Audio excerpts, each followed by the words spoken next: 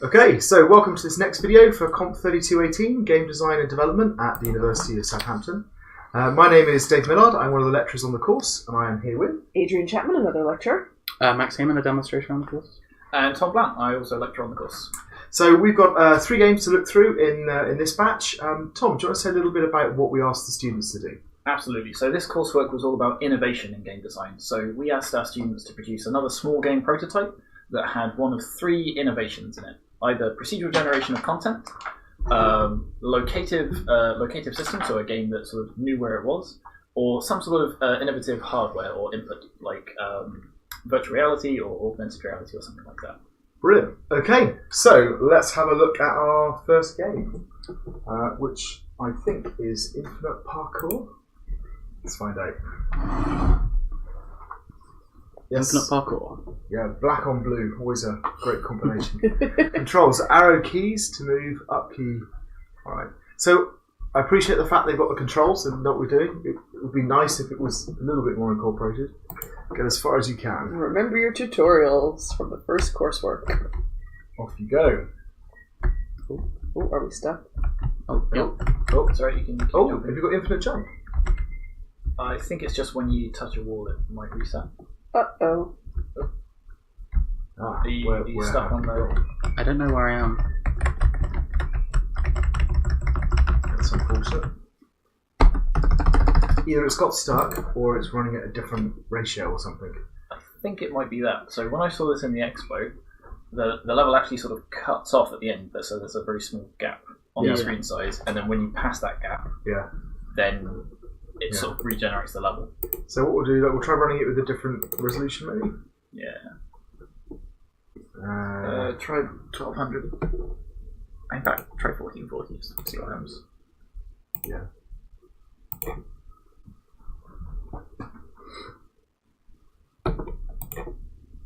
Uh-oh. Okay. Oop.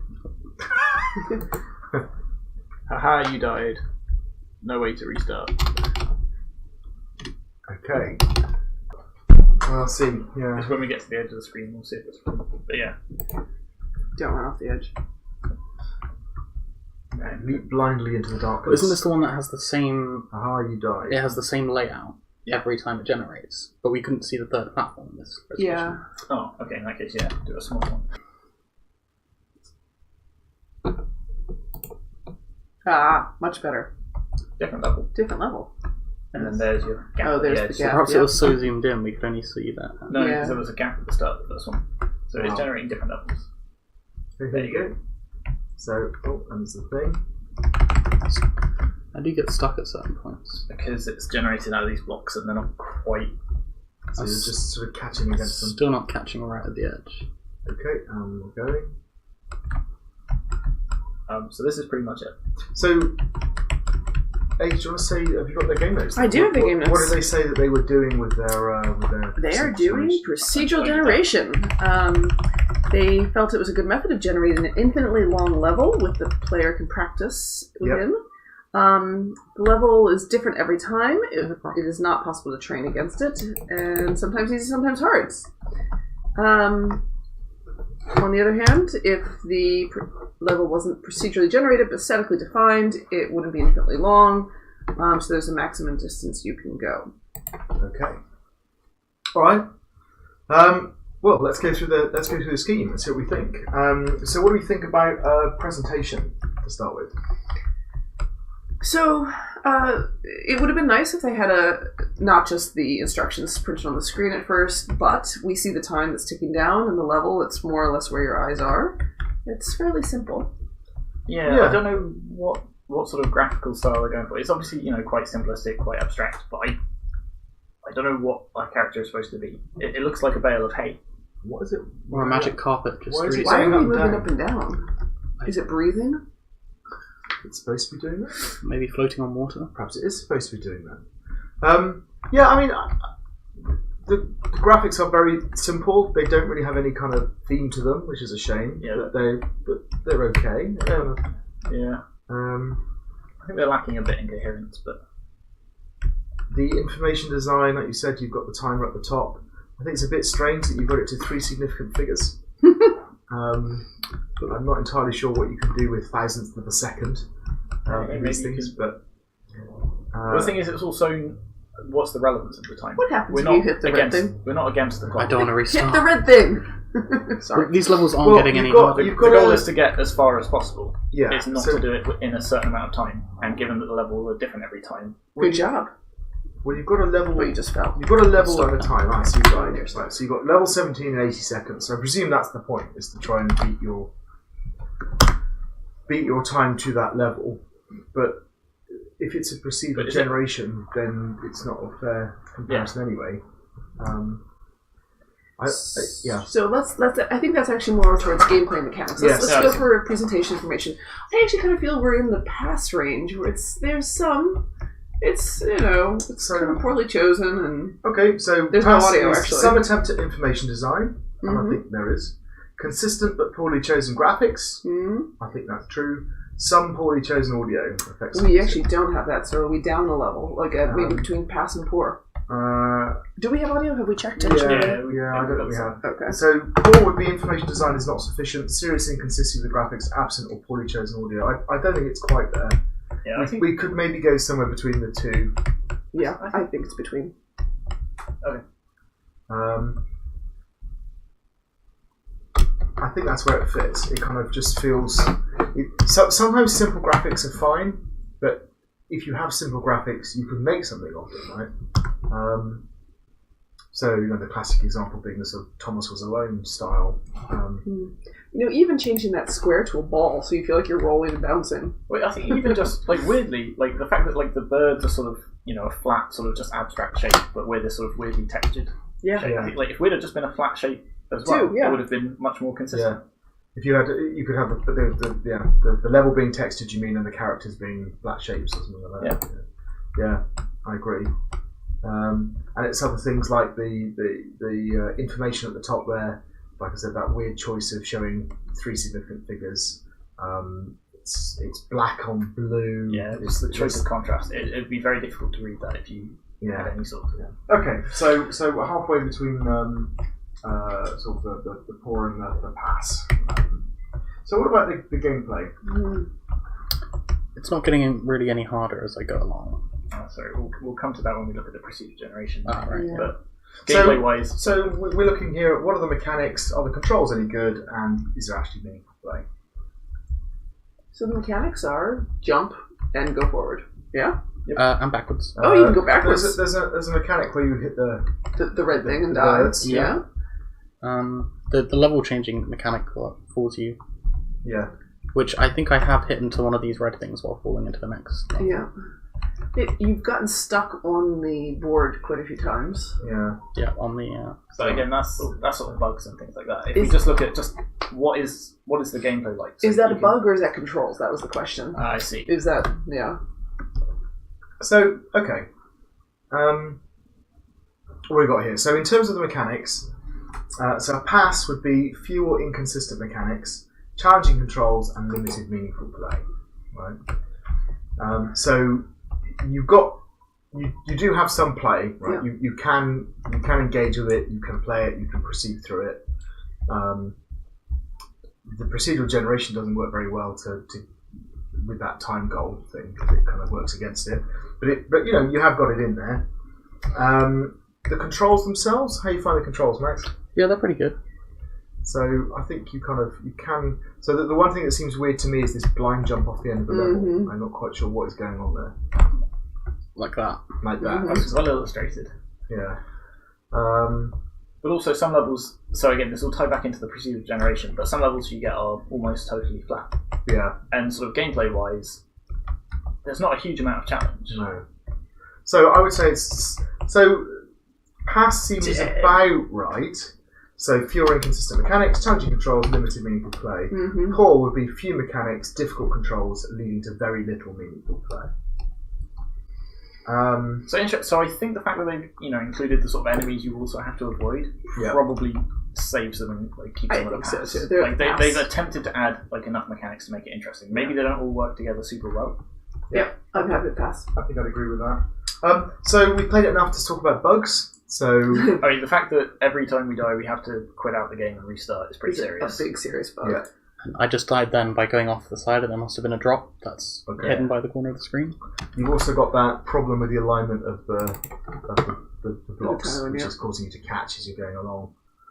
And not to mention, this is also a very simple game. I wouldn't Yeah. expect there to be this amount of bugs in it. No. So Pass would be a simple game. The game is playable, but there are frequent serious bugs. Pour would be a very simple game. Game runs, but serious bugs make the game also unplayable. So the problem with these two is they're in balance with one another, right? So at this point, I would say that because of the simplicity of the game, it's probably at the kind of Pass level anyway. Yeah. There aren't. Every time you die. It's every time. Well, okay. Well, in that I case, think I think between them. it sits. Well, a Pass. I think maybe it sits between the two. Yeah. I think it might be just below the Pass in this case. So a very simple game, but the game is playable and there's simple, frequent serious bugs. Yeah. Okay. So between the two, I think that's sensible. So the brief. So in this case, it's the procedural generation. So you read out already what that. So remind us how they said it actually worked. How did they make it work? Let's see. How do they make it work? The terrain is procedurally generated. They use a pseudo-random number generator, which was custom designed, and outputs a sequence of numbers with the same seed every time based on an arbitrary chaotic function. Then streaks of terrain with the same height are generated. And then the height is randomly varied for the next streak, up to both lower and upper bounds. Pits are also randomly inserted, also with random length, but never two in a row, so that the pit length is actually limited. Once in a while, a bird is generated, which the player has to avoid. So they have actually thought a little bit about this, right? In that you've got. So it's just to interrupt. This level 6, where it's sort of just the very entirely flat level, we've seen that a few times cropping up now. I think. So next time you die, This is I was interesting. going to say, Can you get up there? Oh, because you're the wall jacket. I've seen this pattern show up a few times. Yeah, So I have as well. Next time you die, I'm going to keep my eyes open for that level 6. So it There feels it like is. Oh, no, it's the other way. But is it using the same? It's not using the same seed every time. It is using the same seed. Hang on. Yep, with the same seed every time. So this is something we spoke to them about in the design lab, where, whereas interestingly, in their justification for using procedural generation is so you can't learn the level, right? But if they're using the same seed every time. Yeah, it's a weird decision.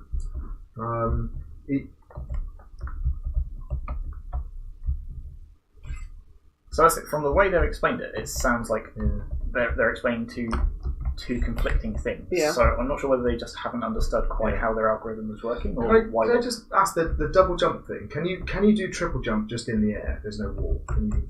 No. So you have to hit a wall to do it. Yeah, that's fine. Because it sounded like they did have some rules in their procedural generation to try and make sure that, first of all, that you had a playable level because it wasn't just randomly up and down. It was stretches of space. Second of all, the thing about the pit length. So I think making sure that there aren't two pits in a row, fine. Yeah. But things like, for example, the transition between levels, they don't seem to validate either. So you can sort of Just spawn fall directly into a above a bird. pit or a bird or whatever. So, okay, so a pass in this case would be simple procedural generation that in the majority of cases allows play. And satisfactory would be straightforward procedural generation that incorporates some effective rules that enable meaningful play. I think we're at pass. So there, for example, we were on level, I don't know, 12, 13 or something, and we had 4 levels with no pits. So what's the challenging gameplay there? It's just Run on. It's my kind of running. So I think what we have here is we definitely have a pass, right? You're right. Yeah. So we have simple procedural generation that in the majority of cases allows play. Okay, that's there.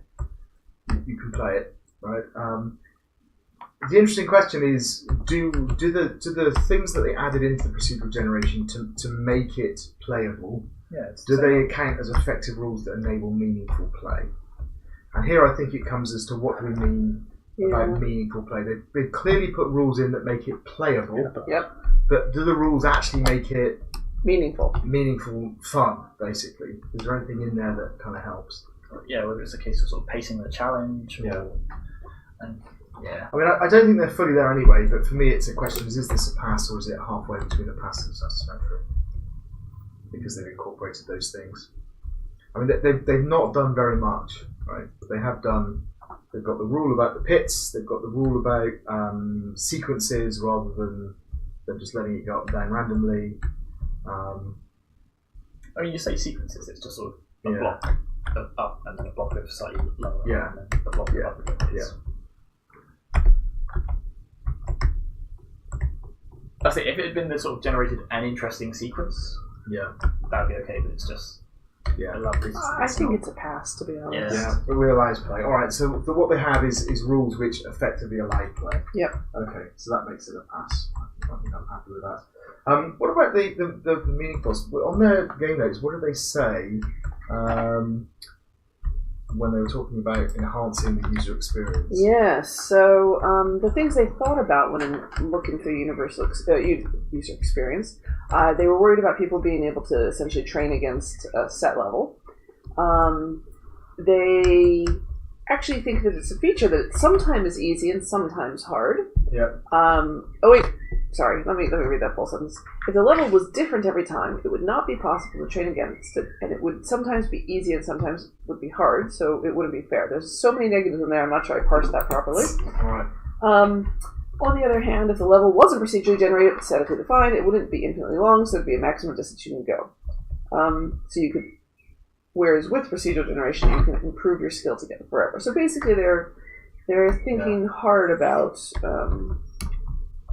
not learning the map. So the problem is, so I think they've done enough to scrape through on the various things up to now, right? But the problem with this one is that they're thinking about how the procedural generation fits into the game is just all over the place.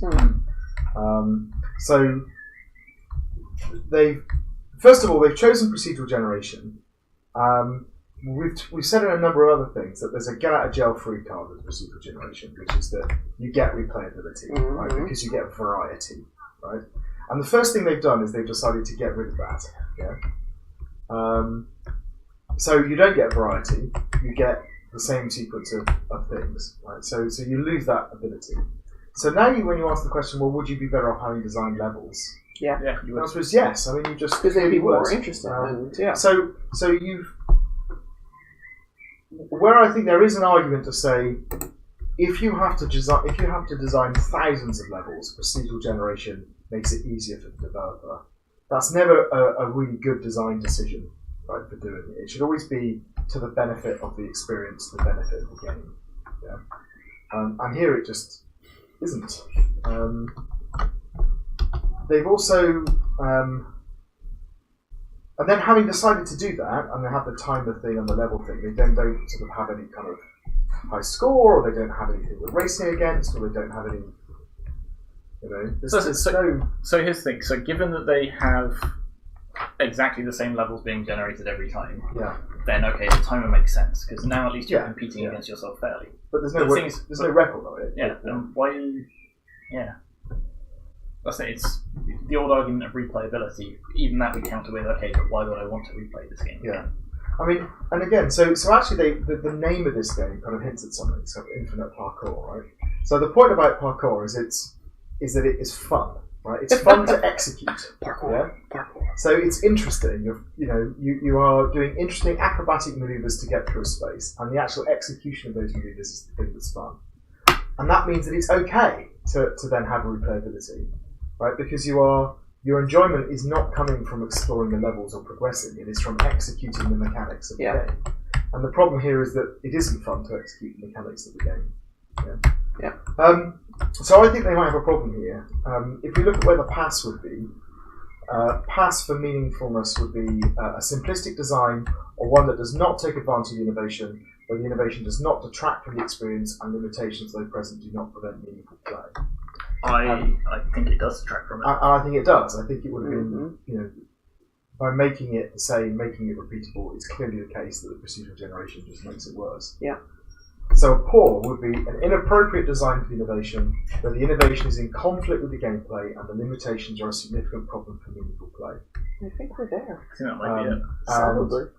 Absent would be almost no real attempt to modify the design to account for the innovation. I don't think it's quite we're not there. The fact that they've got the timer means they have thought about why they've done that. It's just not worked out. So I think for meaningfulness, it has to be a poor, unfortunately. What about feedback? What do they say about feedback? So, in the lab, the feedback they received was that the game was too boring after some time, and that it did not increase in difficulty as the player progresses. They decided to improve it.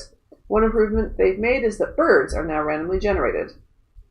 It adds some difficulty because the player now has to avoid additional obstacles. Furthermore, they made the difficulty increase over time. The floor now moves. The floor moving up and down is a feature, guys. Okay.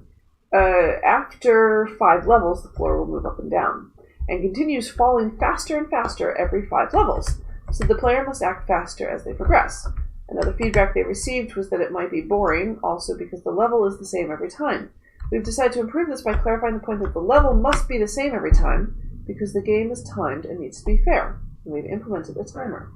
So they definitely, this is all the conversation we've just had, they've thought about it, it just hasn't been pulled together. It's actually derailed. I think the problem is the timers derailed them. They decided to put a timer in there, and then they built the game around the timer, whereas in actual fact, it's led them down the wrong track. Yeah. I think sort of when we've spoken about sort of, increasing the difficulty as the game goes on, sure they've added birds, but the core gameplay, the jumping over the levels, doesn't change. Yeah. That's what needs to sort of increase in challenge. And the level the thing going up and down, I'm not entirely sure that really Why has that much does impact. much, except you feel like you're heaving. Yeah. So in terms of what they responded to the feedback, though, they have responded to the They feedback. absolutely have. They have added. It was They've added both those 2 elements in. Yep. It It just wasn't very well done. So it was articulated. It was. They made changes. So pass is feedback not well articulated, but some changes being made with them. That's success. essentially where they are. And a satisfactory will be feedback was articulated, and some changes have been attempted with partial success. It's for me. It's around that region. I was going to say even worse would be going down to the poor feedback. Oh, never mind. I think we're at the pass level. Yeah. So, I mean, adding the birds completely just makes the game harder because just every time falling into the birds, You just fall into it, but that's not a choice. Like you have no meaningfulness there. I can't control that. Yep. Okay. So I think you're right. I think it's a pass. All right. It's not particularly well articulated. They have made some changes, but only really with partial, with limited success. Right? Yep. Okay, let's move on to our next game. So our next game is Procedungeon, or as they Procedungeon. Procedungeon. Yeah. I think it's a play on procedural. Okay. Let's be an accent on the. Yeah. Okay, let's look at the controls. Procedungeon. Yeah. Yes. Okay. All right. Again, we have some written instructions. So exactly the same as last time, but now at least we have contrasting font and background. And there was sound when I clicked on it. There was sound, yes. So there's slash and dash. Yeah. So still much better to put in the game, but at least it's somewhere. Alright, let's jump right in. Aha. I remember this one. Cool.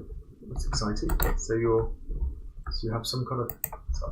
So I think the UI isn't. Go get the hearts. No, they're not. That's just the UI. I think it's just scaled slightly oddly. Okay. So okay. Oh, and we've got just because we've got a different resolution.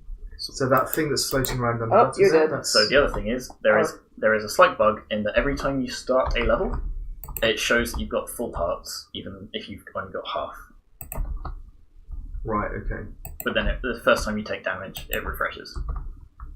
So now I've just lost it. So now it's empty. So what's that black square down there? That's just a wall. Pretty picture. Oh, it's just a wall. Okay. Yeah. Got you.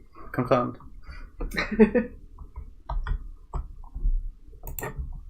Okay. Good job. Okay. And there's the boss. So kill the boss. The boss has a whacking great sword, by the way. Ooh. So be aware of that. But as a refresh rate, yeah, exactly. So.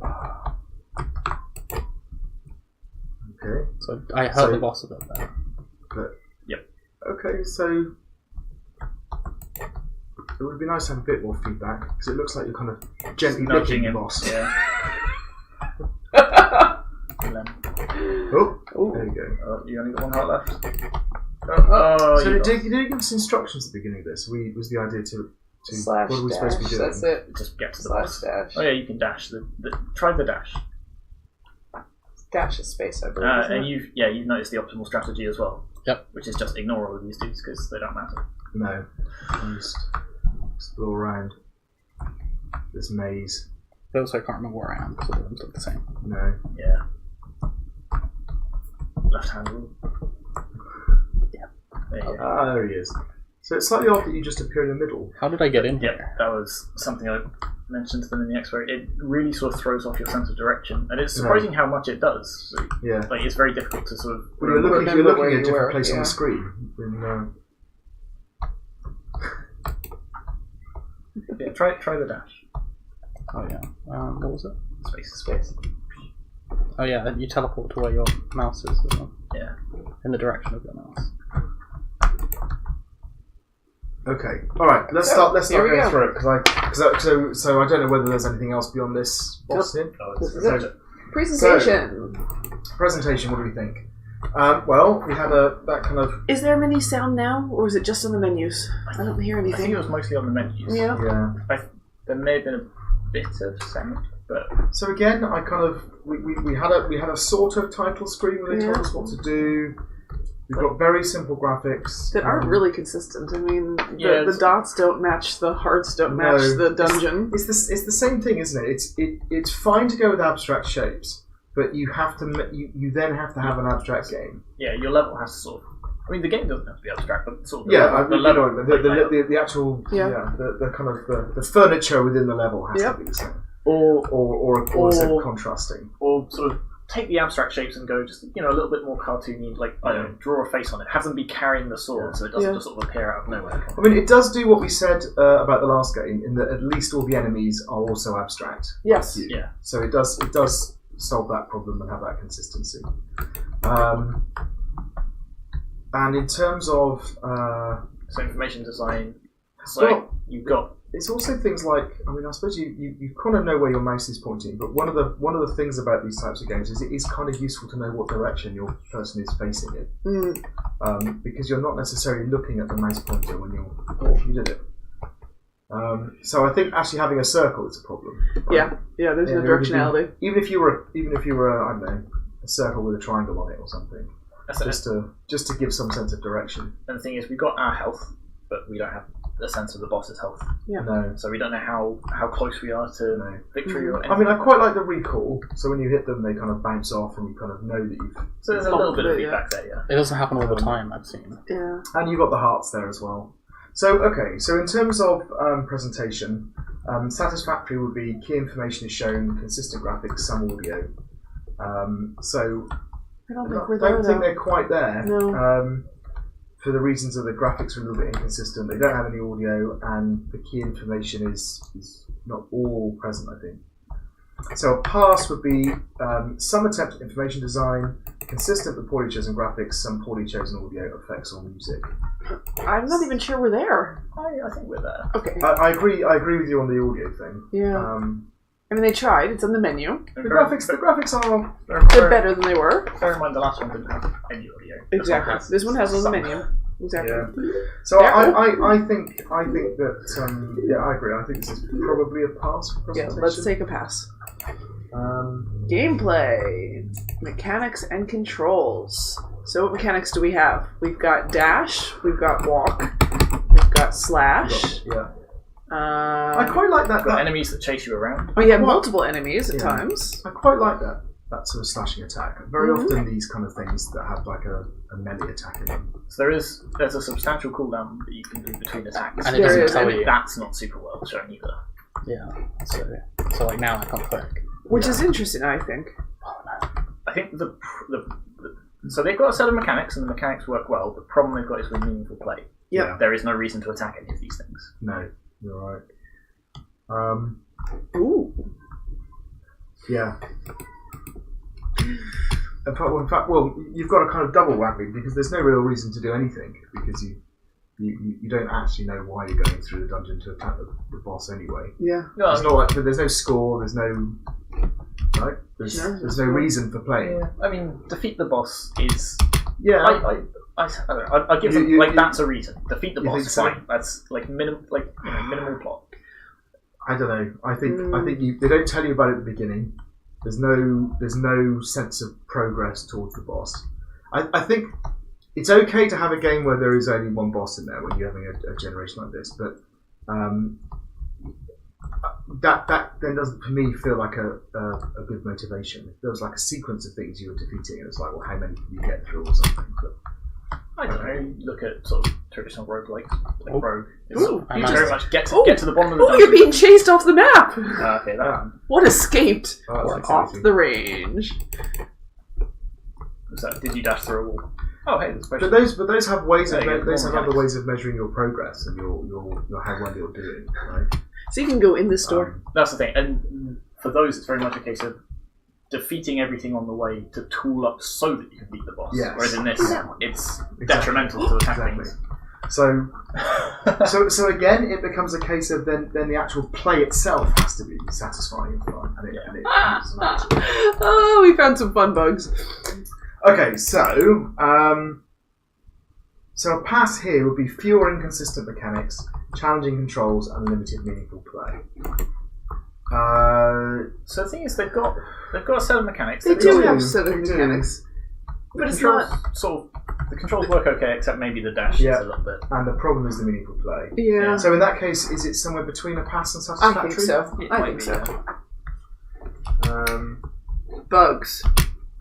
So, So there's bugs, the, we found a few. there's the UI bug with the hearts not displaying correctly, and there's sort of jumping outside the screen. So the hearts one is fairly consistent. The Yeah. jumping outside the screen, I mean, we had to work for, I guess. yep. It's not something I noticed just through playing it in the expo. So there's a slight bug that all enemies, if they spawn multiple enemies in a room, they all spawn on top of each other. So Yeah. they all sort of burst apart. And is it a bug or is it a feature that we always, when we enter a room, we're in the middle? That one kind of actually bothers me a lot. Yeah. So I haven't found the boss, and Yeah, I don't know if I'm that's just not very, paying very attention. Frustrating, that is. You're just not paying attention. Um, Keep your left hand on the wheel. Okay. So pass would be a simple game. The game is playable, but there are frequent serious bugs. I think it's a little bit of that. It's better It's a than little that. bit of that, yeah. Satisfactory. There are some infrequent serious bugs and/or frequent minor bugs. I think that's basically where we are. Pretty much exactly where we are. Yeah. So satisfactory. Okay. Procedural generation. Let's So, see what they have in what do game they say? notes. About how they do it. How they do it. The map is procedurally generated. It uses a number of prefabbed rooms and pieces them together to create a different map every single time the game is played. First, an empty grid is created and an initial spot is selected, usually the center grid. The position for the initial room is added to the list. While the total number of rooms in the grid is less than the predefined value, the list of positions is iterated through. For each position, a room is created in the grid and the position is removed from the list. A random number of adjacent neighbors for the created room are added to the list. Once all the rooms have been created, all adjacent rooms are connected to each other. The algorithm then attempts to traverse a path through the created dungeon. Once a certain number of rooms has been traversed, selected randomly, the algorithm then attempts to add a boss room if space is available. Hang on, if space is available. Yeah, that's So if it- space it is might available. not- it You might might not never get a generate a boss.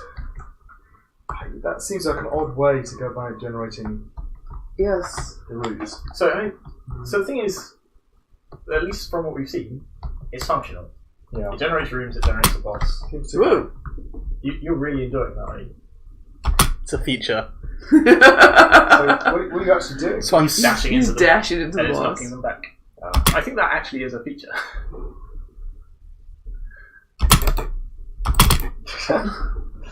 Yeah. I'm okay. dying there. Yeah. So, yeah, you're right. It does. So, for example, pass would be simple procedural generation, but in the majority of cases allows play. I think it clearly hits that. Yeah.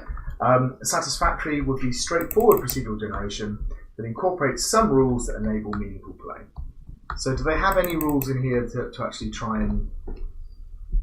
So again, it's a bit like the last one in a sense, is that It generates a playing field. It Yeah. doesn't necessarily do anything for pacing or challenge. Or Yeah. yes. Exactly. So it feels to me like it probably then is going to be pass. I agree. Okay, Meaningful. so meaningfulness. What did they say about that? How does it enhance the user experience of gameplay? By choosing to implement procedural generation on the map layout, it assures the player has a different experience every time. This means that a run can be rather easy or extremely difficult. The player can face a random number of enemies on a run. This means they can be able to get to the boss room relatively unfazed, but also means they could end up fighting a horde of enemies. This helps keep the game from going stale, and that the run will always be different from the map unknown to the player. So here's the thing. replayability, sure, it's the same old reason, but I don't think this is giving us a different experience every time. No. So the rooms are technically different. Some of them have walls in, but that doesn't really affect gameplay in any way. So the only thing it changes is, okay, I've got to search more places to find the boss. I think it comes down to a conversation I had with a couple of people in the expos was, okay, if replayability is your thing, what is it about your game that makes replayability a good thing? Mm-hmm. Right? Billiards. And if you don't tackle that problem, then that card ceases to be convincing, basically. I think it's particularly a bit of an issue with this game because of that problem of what's my incentive to fight any of these things in the first place. I'm incentivized not to fight them, so I'm incentivized to always just run straight to the boss, and therefore the only thing the procedural generation does is make that run slightly more. So replayability, I think it works if the gameplay is inherently fun, right? So what you basically are doing is you're looking for an excuse to execute the mechanics, right? I don't think that counts here. Replayability works if it's really important to your game that you don't understand the layout, right? If that's an important element of the game. Mm-hmm. And again, it doesn't feel that that's the case here. And it also works if you have an exploration type game where there is joy in discovery of new things. And again, not happening here, right? I can see why they've tried to do it so that some runs are more like if we assumed that combat with these things was you had to beat a thing to get out of the room, then the procedural generation at least gives you a bit of a different experience. It might be easier, it might be hard, but also they reappear once I kill them, leave the room, and come back in. So if I'm trying to find the boss, oh really? So if I kill this guy, it's like potion. leave, come back in. Yeah, he's back. there are health potions. So there's no reason for me to kill him if I don't know where the boss is, because I'm going to have to face him again. So I guess the question is, does the procedural generation directly hinder this game? You think? I don't know if it hinders it, I don't but it think doesn't does. help it in any way. It's just meaningless, I think. So pass would be a simplistic design that does not take advantage of innovation, where it does not detract from experience, and limitations that are present do not prevent meaningful play. And it does. That's exactly where you are. I think the problem is it's barely noticeable. It's not directly harming the experience, but it's. So I think that makes it a pass. What about feedback? They were told to think about how to make each run interesting. We responded to this by assuring the rooms were different and contained obstacles to add another layer to the gameplay. Except they don't do anything. Yes. Yeah. They were also told to think about what makes the melee interesting. We responded to this by creating two different types of enemies. One with a very basic pawn, which tries to attack the player by touching them. The other is the boss, which has a more advanced AI and will attempt to utilize a sword to attack the player once within reach. Yeah. Furthermore, the number of enemies will be randomized. And they added the dash ability because for the melee to be interesting. We added in the dash ability, which can bump enemies away, but will damage the player if they choose to do so. Okay. And the third thing they were told was to think about the style of the game. This was combated by using a single free dungeon tile set asset from Itch, and this allowed them to have a relatively uniform style. So it sounds like what they were told is make it more interesting, make it more fun. So what they've done is they took a bunch of random things and they did more, yeah. And the problem is that they're not coherent. So if you take the dash ability, the ability to bump enemies but take some damage, let's imagine you had lethal pits. Yep. Right. And you can bump the enemies into the pits, right? And immediately that becomes a much more interesting mechanic, right? But there's no the ways in which these things work together doesn't gel, right? It doesn't kind of. It really does feel like they just throw more stuff throw at a few things in, and some of them do work. So I think the boss does work, right, as an added piece. I'd say it's certainly like if there was no boss, then there would be no point to the game. No, so that has worked, but. I also noticed another bug where when it randomly generates the levels, there's those weird rock things it puts in, and it has put them in front of the doors. So if you get a situation where behind that door would be the boss, you wouldn't be able to complete the level, which is, I guess, a way it hinders. Right. So we've got feedback was articulated, and some changes have been made with partial success. Or are we there? I mean, they tried to do it with the boss, or are we slightly lower than that because really it was just throwing some more stuff at the world? I think that if it wasn't for the boss, I think it would probably be down in the pool. It may be a notch above that though. It feels to me like it's more like a pass or Reset too much. Maybe halfway between the two or something. But,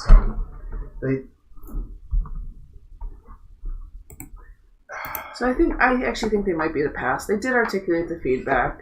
They made some changes. It was limited success. Yeah, go on. Yep. Give them benefit of the doubt. Pass.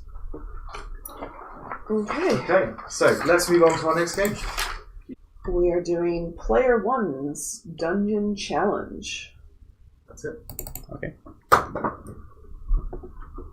Things keep falling. So this is working with a single person, so also bear that in mind. I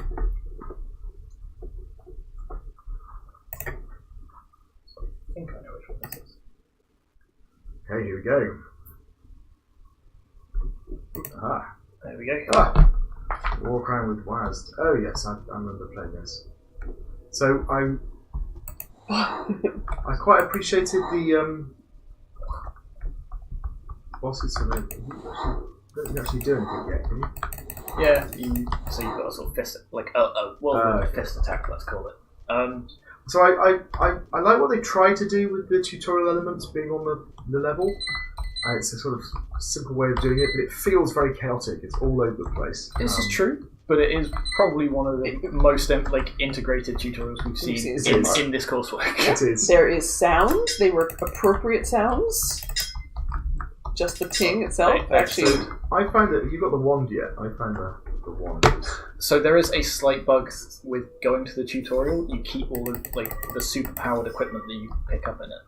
Oh right. When you start the rest of the game. So it might be worth quitting out afterwards. There you go.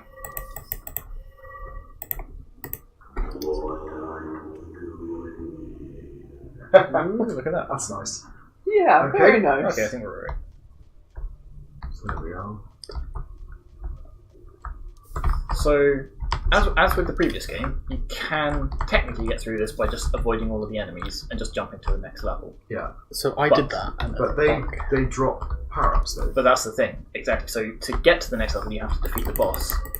And the easiest way to defeat the boss is to kill all the other enemies and have... So now there's a reason to actually engage. And also I think they try and do something adaptive so that the more enemies you leave, the harder the next level gets. Right, okay. To sort of discourage you from doing that. So how do we identify the boss? It's a slightly bigger normal enemy. So it's either a really big spider or a really big golem. Yeah. So let's talk about the presentation. It's pretty well presented. Yeah, it's consistent graphics. Open screen, the graphics are consistent. There's sound effects. Yeah. It's all in feeling, sort of atmospheric. Yep. It's good, I think. I think so too, and I love that actually that the sound effects really are. They're exactly right. They changed spider to armor. Love it. So you've got information design. You've got your weapons at the bottom, and that's cooldowns, I presume. Yeah. And then you've got your health top left. And you've got little health bars above all the enemies as well. Yep. Which is kind of nice. So that red thing is you've got all different types of. And there you go. More information design telling you what the potion does when you pick it up. Yep. Yeah, that's quite cool. So I think this is pretty good. So if we go to presentation, good would be key information is shown clearly, graphics are consistent, appropriate use of audio, effects, and all music. I think so. Feels like it's there. Yeah. Yeah. You're slightly. There you go. So, what about gameplay?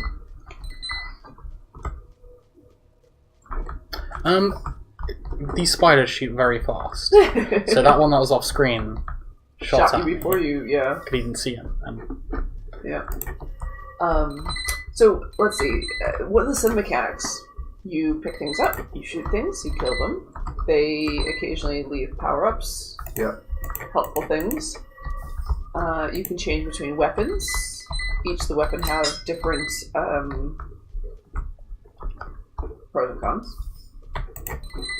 Yep. And as Tom was saying earlier, depending on the choices you make in one level affect difficulty later. And you have a requirement for engaging. Yeah. I actually think it's meaningful, and there's a set. It's a complementary set of mechanics, even. So good would be a set of complementary mechanics, smooth usable controls, leading to meaningful play. And again, it feels like it's achieved that. Yeah. Excellent would be a wide set of complementary mechanics, intuitive and smooth usable controls, lead to enjoyable and meaningful play. So I'd say it's beginning to get to the wide set of mechanics. Again, if it was developed by a single person, I'm actually happy going up to the excellent level on this one. I think I would be too. Okay, so let's talk about bugs. There's certainly lots of spiders. Wow. That was so hard. Anything you're stumbling into, Max? Seems to work pretty well to me. Yeah. So there is this bug where going through the tutorial doesn't quite reset the player. Right. So if, for example, we quit out of this game and go in, so for example, it should be displaying what type of weapon we've got picked up at the bottom or at the side. But it's a little bit confused about that, which is a shame. But minor. That is so minor, though. Yeah. Well, it does sort of impact the rest of the game. It does. Yeah, it's avoidable. Yeah. So there apparently is a bug where if there's more than one golem and the boss is a golem, and you kill it without it exploding or something, that you can't progress to the next level. Okay. Because I experienced that in the expo. So these are all very minor bugs, I think, and it's a fairly complex game. Yeah. Yeah, so again, good would be there are only minor bugs, and these are uncommon. Yep. I think we're good. I think that's probably where it sits. Exactly. Okay, so what about the procedural generation? What do they say? Alright, so the map is procedurally generated. Each dungeon is built based on a series of randomized tiles, and this allows for players to experience a different map for each level. The tiles each have respective spawn points. These spawn points will spawn a new tile at this location. As the tiles can have multiple exits, the procedural generation will create corridors and turns in its randomized generation. The difficulty in the game is also adaptive, as each level passes the difficulty of the enemy's scale based on user performance alongside possible other item drops. So for example, if a user is significantly more accurate with the wand than their melee weapons, the enemies will begin to move faster, also decreasing their speed if the difference is significant in the opposite way. The enemies gain health and damage based on the player's damage output, and health remaining after their level is complete. I'm not quite sure what that last sentence means, but they are trying to take into account what you're leaving behind enemy-wise and what you're using. Okay. So here's the thing. I was going to say, I feel the procedural generation, it's fine. Maybe it's a bit lacking. It spawns some rooms, but the rooms are all basically the same apart from the enemies in it. But the fact that they're trying to do so much with the adaptivity, particularly, and they're not just saying, if you do better, it gets harder. They're more doing different things about the player. So particularly the accuracy with the wand, the better you are with the wand, the faster they move. I really like that. And it actually helps with one of the problems with the game, which is that you don't really need to use all the other bits. Like, you're going through the one now. Right? So again, this is, I think, partly due to that bug, where you start with virtually unlimited spell power. Okay. Otherwise, picking it up is a lot more uncommon. Okay, so that makes more sense. Yeah. So you're right. I think the procedural generation works. It's effective, and they've got those rules in place. So let's have a look. So good would be appropriate procedural generation incorporates some effective rules designed to enhance or personalise play. Yep. So the personalised play is definitely what they're doing. They've got these rules to personalise play. Yes. So, and the procedural generation is appropriate, so it's definitely good. Excellent would be complex procedural generation that incorporates a number of effective rules designed to enhance or personalise play. I'm happy with doing halfway. I think, they're thinking, so the things they've thought about in here is the enemy's scale and item drops. So there's a few things that are going on. The map generation is fairly simplistic, but the adaptivity that they're trying for here has multiple. Yes. Yeah, I think I'd agree with that. They're kind of a number of rules that are trying to design that. It's very, very difficult when you have adaptive difficulty. It's very, very difficult to get the balance right. It is. It is. And I'm not sure they have quite got it right here. Right. I just want to agreed, but it's also not so far off that it's not hindering the game at all. Oh no. So the question is this good or excellent? Yeah. So good is appropriate procedural generation that incorporates I love that. some effective rules designed to personalise, enhance or personalise play. So they're definitely doing the personalised play. And excellent would be complex procedural generation that incorporates a number of rules designed to enhance or personalise play. So really it's just down to how complex we feel that the procedural generation and adaptivity actually is. Right. Yep. And they are doing it based on a number of different factors, right? They are. So one of the things for future Let's Plays, sometimes we've asked for, especially with the adaptivity, showing the calculations on the side, so kind of outside the game, but on the screen for us. So you can see, what you're doing, exactly. I mean, I'm wondering whether this... So I'm wondering whether it would be excellent, apart from the fact that we're not necessarily seeing it. The results. Yeah. That's it. So given that we just skip back to the first level, stuff definitely seems to be moving slower, and it also, I think, the further we got in the previous one, we were seeing many more spiders than they were, and the spiders were going faster. True. And And you were much more engaged. You were racing around. You were a busy lad when you were playing. Yeah. Right. But it's only really noticeable sort of when you directly compare it to the first level. We weren't. On the one hand, that's kind of a good thing. You don't want to sort of give away to the player necessarily how much you're changing the difficulty based on what they do. Yeah. But I actually think this is an excellent. I'm happy with that. Yeah, let's go with the excellent then. I think kind of it's pretty fun. Is it fun? He's having fun. Okay, we'll put it as excellent. I think because of the slightly more complex ways in which you're adapting what's going on. Yeah. It's good. Meaningfulness. So what did they say that what was it adding? Oh, let's see. The procedural generation involved allows the user to experience a different game level each time they play. Not only this, but the game difficulty scales and becomes tailored to each player's play style. So this allows users to experience a different game each time they play. Yeah. And then also, I think although they don't say it here, if it is going to play style, so for example, if you use wands too much, you don't get as many. Yeah. That means that people are challenged according to their own interests and skills. So they've effectively got a different. We talked about that get out of jail free card, right? And there's a different one which is associated with adaptivity, which is essentially balance. Yeah. Right. It's like we do it this way because then we can tune the game so it's balanced. And the player is more likely to get into that kind of flow state that's there, and that's what they're going for. Right? Yep. What do we think? Do we think this design takes advantage of that happening? I think it does. I do. They because they have the different mechanics, so they've got the different things to model. Yep. Yeah. They can try and nudge the player out of their preferred play style, or sort of challenge them in different ways. I think it works. If it was just down to the way they've generated the levels, then that would be really boring. But because it's that sort of that mixture, pushing around, it's like the multiple weapons. Yeah, if you just had a sword and the enemies got like a bit harder depending on how much health you had left over, then it would be okay. But because they're trying to encourage different playstyles. So good would be an effective design that takes effective advantage of the innovation, when the innovation adds to the gameplay and limitations are minimised. It kind of feels like it's there, at least. Excellent would be a sophisticated design that takes good advantage of the innovation, where the innovation clearly adds to the gameplay and any limitations are carefully avoided.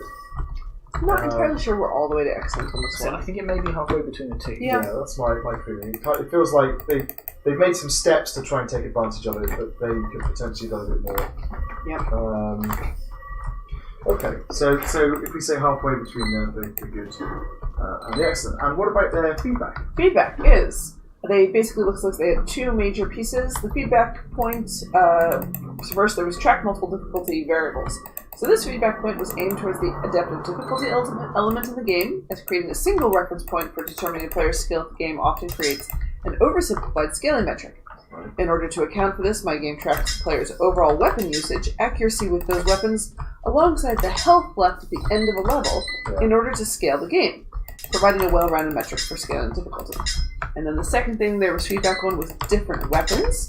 This feedback point was aimed towards giving the game more depth and giving the user more choices for how they approach the challenges in the game. To cover this point, I added in multiple weapons. The player now has a choice of a sword for increased melee damage, or a wand for the ability to have ranged damage. Okay, so basically it sounds like the feedback was you need slightly more complexity in order to make your adaptivity interesting. And It's interesting. and that's what they've done. One of the major things that we sort of praised about this particular game. They did it. It turns out it's all of the things we gave them in feedback. Yeah. So this is why we've got those feedback sessions. So let's have a look. So good would be feedback was articulated, reasonable change being made with some success. I think it's more than that. Yeah.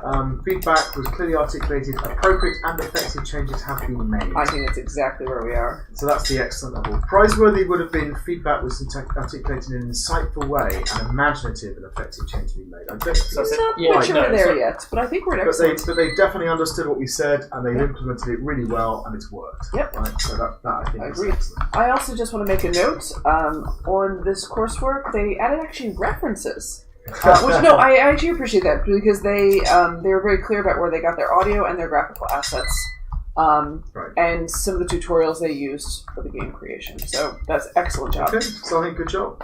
Okay, I think that was our final game for this video. So thanks for watching, and we'll be back in our next video.